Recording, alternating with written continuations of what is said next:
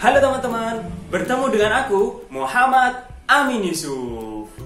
Kita belajar bareng yuk tentang perdagangan internasional.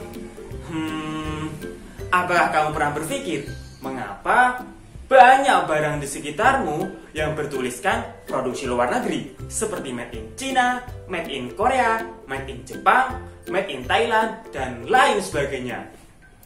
Lalu, apakah kamu pernah berpikir mengapa sepeda motor seperti Honda Beat, Yamaha Mio, Suzuki Satria, dan Kawasaki Ninja bisa sampai ke Indonesia ya? Lalu, apakah kamu pernah berpikir mengapa HP yang kamu gunakan itu bisa juga kamu nikmati di Indonesia ini ya? Ya, benar sekali. Hal itu dikarenakan adanya perdagangan internasional. Jadi, apa dong yang dimaksud perdagangan internasional? Perdagangan internasional merupakan jual beli atau transaksi barang dan jasa antara penduduk atau badan usaha di suatu negara dengan penduduk atau badan usaha di negara lain secara sukarela guna memenuhi kebutuhan melalui impor atau ekspor secara legal. Oke, masih belum paham? Jadi gini, kita misalkan saja negara Thailand dengan produksi jersey bolanya, yang kalau orang Indonesia itu menyebutnya jersey grade ori Thailand. Mereka tahu bahwa Indonesia ini sangat cinta akan sepak bola dan mereka bisa memutuskan untuk mengekspornya ke Indonesia. Lalu di sisi lain, Indonesia sangat menginginkan jersey bola ini, sehingga terjadilah perdagangan internasional di negara tersebut.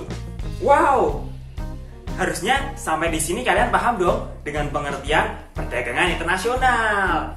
Oke, kita lanjut ke materi yang selanjutnya ya, yaitu manfaat perdagangan internasional.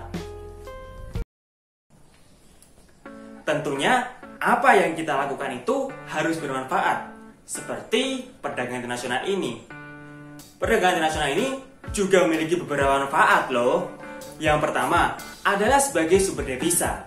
Kalian pasti tahu kan ya, devisa itu apa? Devisa merupakan segala benda yang dapat digunakan sebagai alat pembayaran internasional. Devisa ini bisa berupa mata uang internasional, emas, cek, dan surat berharga. Misalkan seperti ini, pengusaha batik Laweyan akan mengekspor barangnya ke Singapura, dan Singapura akan membayarkannya dengan mata uang internasional Singapura. Hal ini bisa menjadi pemasukan devisa bagi negara Indonesia.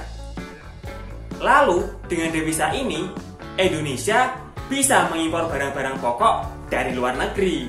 Oke, lanjut ke manfaat perdagangan internasional yang selanjutnya, yaitu perdagangan internasional dapat menstabilkan harga.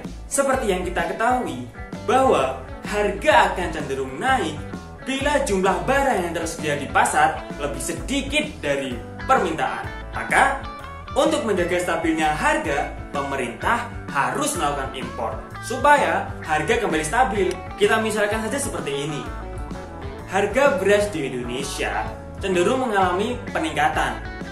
Hal ini dikarenakan adanya permintaan beras yang lebih banyak, yaitu sebanyak 100 juta ton, dibandingkan dengan jumlah yang tersedia, yaitu sebanyak 80 juta ton. Maka, pemerintah Indonesia harus melakukan impor untuk memenuhi kebutuhan beras di Indonesia. Manfaat yang berikutnya adalah perdagangan internasional mampu memperluas kesempatan kerja. Mengapa ya perdagangan internasional mampu memperluas kesempatan kerja? Aha, kita bayangkan saja seperti ini. Misalkan, ayahmu bekerja di perusahaan tekstil. Kita sebut saja PT Sritex Indonesia. Bila permintaan terhadap tekstil dari PT Sritex Indonesia ini meningkat, maka hal ini akan berdampak kepada peningkatan jumlah produksi dan akan berdampak juga kepada peningkatan jumlah tenaga kerja. Ya, mungkin tetanggamu, saudaramu, atau sahabatmu bisa ikut kerja juga kan? Dan pengangguran bisa berkurang. Manfaat yang selanjutnya adalah dengan perdagangan internasional ini kita mampu memperoleh atau mendapatkan barang yang tidak diproduksi di dalam negeri. Misalkan saja sepeda motor yang kamu punya itu bisa kamu miliki sekarang.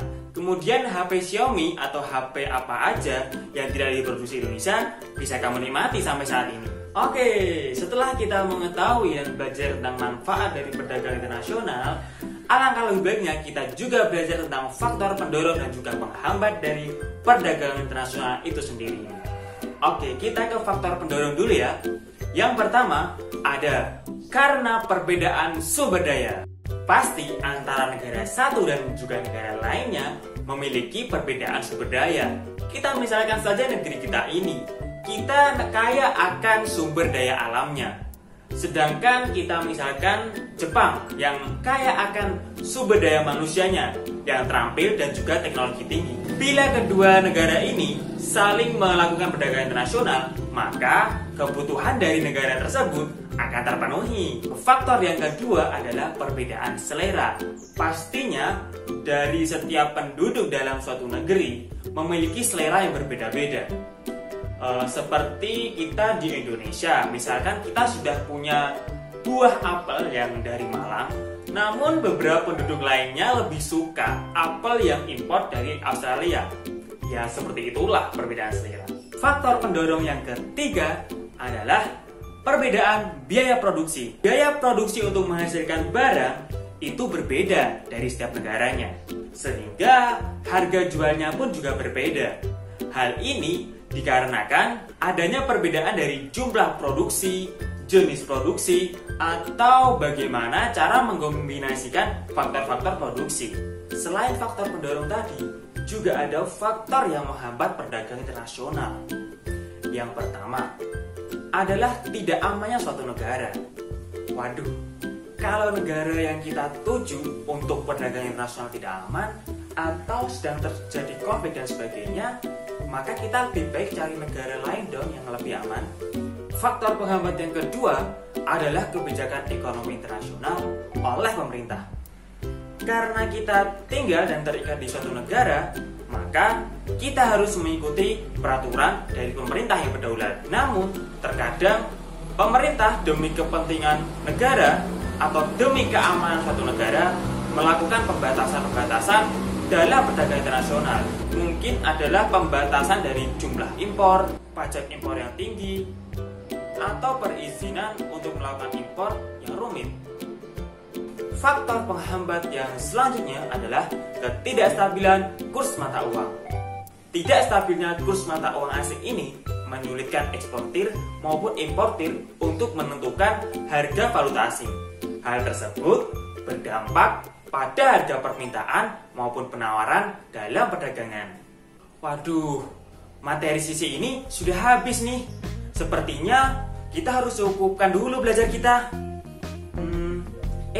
Tapi jangan khawatir, kita bisa belajar lagi pada sesi yang lainnya ya teman-teman.